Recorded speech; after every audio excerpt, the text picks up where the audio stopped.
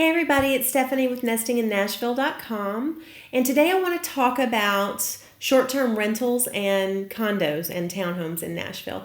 On my nestinginnashville.com website, I get inquiries frequently about people that are interested in buying condos downtown or in the Gulch or near Vandy that they want to turn their units into short-term rentals through VRBO or Airbnb or HomeAway or any of those sorts of websites. And the thing that you need to know is that most developments in Nashville, if they have a homeowners association, there will be a rule in the bylaws that stipulate that any leases have to be at least 6 months or 12 months in length. So there are very few condominium developments in Nashville that allow you to rent your place out on a short-term basis. There are a handful of developments that specifically do allow. None of the luxury developments do. They're all kind of smaller developments. But there are a handful that specifically do allow it.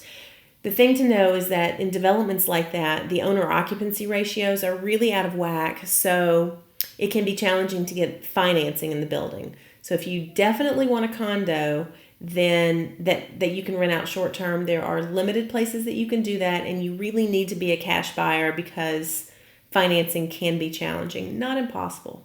So if I were looking to buy an investment property that I wanted to rent out on a short-term basis, I think I would focus on single-family homes that are in neighborhoods that do not have homeowners associations.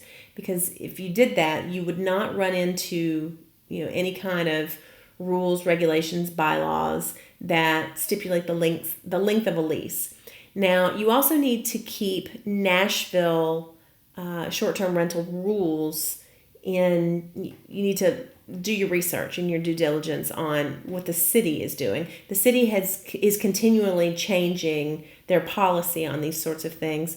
Recently, we instituted a website where you can check to see if an address qualifies.